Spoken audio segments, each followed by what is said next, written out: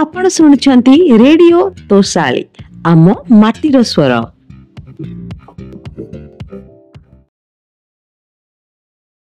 स्वागतम।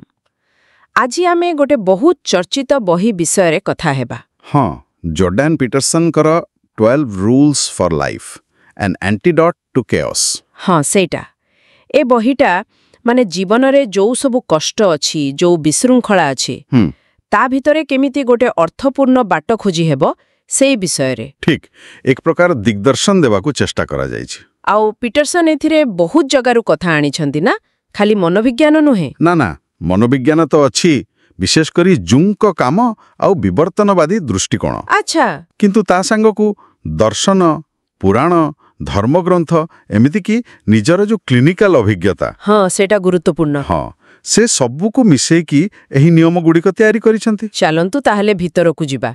एहार मूल वार्ता कौन बोली कहिबे? मूल वार्ताटा हैला जीवनटा मूलरू ही कष्टकर, एटा गोटे सत। एहाकू से बारंबार कहंती। हाँ आउ तांको कहिबा कथा ए कष्टरू पढ़ेइबा बदलरे एहाकू जानी सुनी सामना करिबा दरकार। स्वेच्छाकृत भावे हम स्वेच्छाकृत भावे दायित्व नेबा। जेतेबेले आमे दायित्व नेउ सेतेबेले सेही कष्ट भितरू ही अर्थ मिले।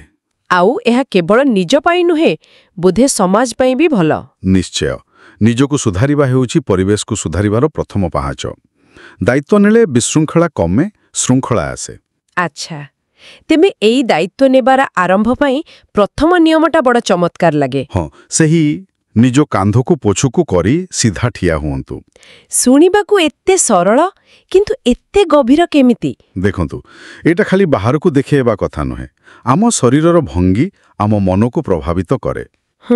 पीटरसन से लॉबस्टर मानकर उदाहरण दियंती। हाँ सेटा बहुत प्रसिद्ध। हाँ तो सेमानंको भितर जो लॉबस्टर प्रभावशाली जी जीते ता देहरे सेरोटोनिन बेसी थाए आउ से पूरा ठिया हुई चले। ओहो जी हारी जाए से नही जाए।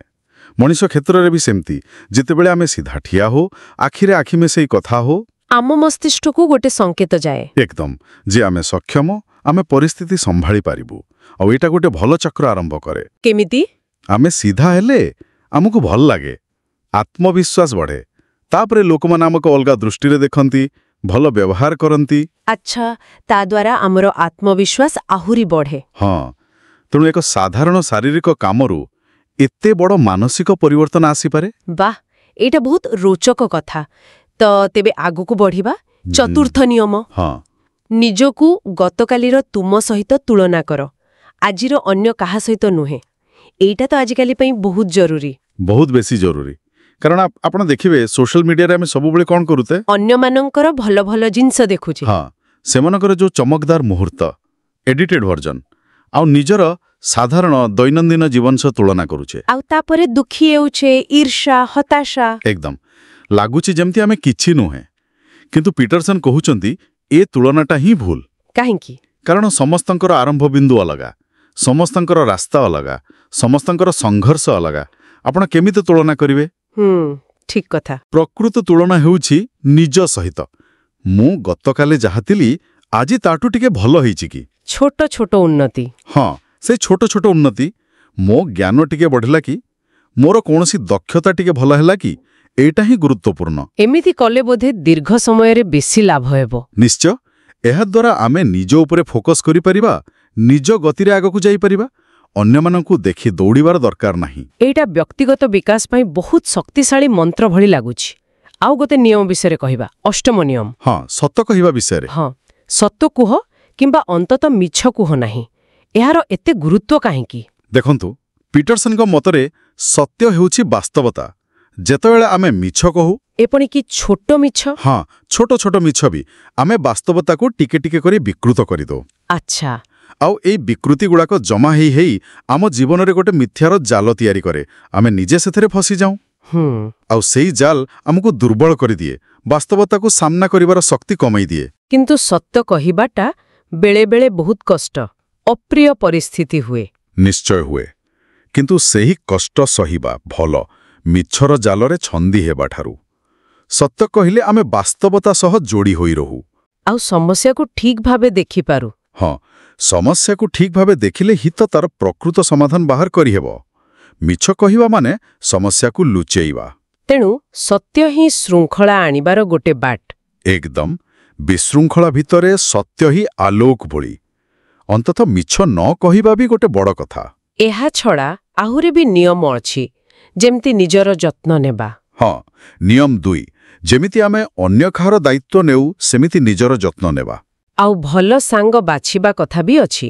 ନିୟମ 3, ଯେଉଁମାନେ ଆମର ପ୍ରକୃତରେ ଭଲ ଚାହାନ୍ତି, ଆମକୁ ଉପରକୁ ଉଠିବାରେ ସାହାଯ୍ୟ କରନ୍ତି। ଆଉ ନିୟମ 7, ଯାହା ଅର୍ଥପୂର୍ଣ୍ଣ ତାକୁ କରିବା, କେବଳ ଯାହା ସୁବିଧାଜନକ ତାହା ନୁହେଁ। ହଁ, ଏ ସବୁଗୁଡ଼ିକ ଭିତରେ ଆପଣ ଦେଖିବେ ସେଇ ଗୋଟିଏ ସୂତା ଅଛି। କ'ଣ ସେଇଟା? ବ୍ୟକ୍ତିଗତ ଦାୟିତ୍ୱ, ରେସ୍ପନ୍ସିବିଲିଟି। ସବୁ ନିୟମ ସେଠିକୁ ହିଁ ନେଇଯାଉଛି। ଠିକ୍ କହିଲେ।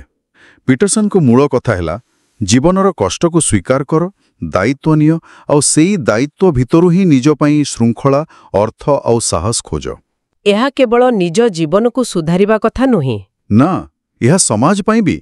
ଯଦି ପ୍ରତ୍ୟେକ ବ୍ୟକ୍ତି ନିଜ ଦାୟିତ୍ୱ ଠିକ୍ ଭାବେ ନିଏ, ନିଜକୁ ଟିକେ ଟିକେ ସୁଧାରେ, ତେବେ ସମାଜ ତ ଆପେ ଆପେ ଭଲ ହେବ। ବହୁତ ବଡ଼ କଥା। ତେବେ ଆମ ଆଲୋଚନା ଶେଷ କରିବା ଆଗରୁ ଶ୍ରୋତାମାନଙ୍କ ପାଇଁ ଗୋଟେ ଚିନ୍ତା କରିବା ଭଳି ପ୍ରଶ୍ନ। ହଁ, ନିଶ୍ଚୟ। ଆଜି ଏମିତି କୋଉ ଗୋଟେ ଛୋଟ ଜିନିଷ ଅଛି ନିଜ ଜୀବନରେ ଯାହାକୁ ଆମେ ଅଧିକ ଶୃଙ୍ଖଳିତ କରିପାରିବା? ହୁଏତ ନିଜର ପଢ଼ା ଟେବୁଲ କିମ୍ବା ଗୋଟେ ଛୋଟ ଖରାପ ଅଭ୍ୟାସ।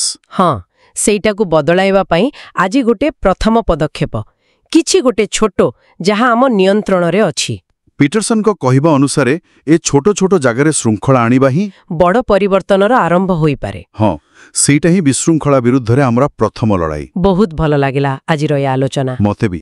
ତେବେ ଏହି ଏପିସୋଡରୁ ଆପଣ କ'ଣ ଶିଖିଲେ? ତଳେ କମେଣ୍ଟରେ ଲେଖି ଆମକୁ ଜଣାନ୍ତୁ। ତା ସଙ୍ଗେ ସଙ୍ଗେ ଆଉ କୋଉ ବିଷୟରେ ଆପଣ ଜାଣିବାକୁ ଚାହୁଁଛନ୍ତି ତାହା ମଧ୍ୟ ଜଣାନ୍ତୁ। ଦେଖାହେବା ଆଉ ଗୋଟେ ଇନଫର୍ମେଟିଭ ଏବଂ ଇଣ୍ଟରେଷ୍ଟିଂ ଏପିସୋଡ ମାଧ୍ୟମରେ। ରହିଲୁ, ନମସ୍କାର। ଆପଣ ଶୁଣୁଛନ୍ତି ରେଡିଓ ତୋଷାଳୀ, ଆମ ମାଟିର ସ୍ୱର।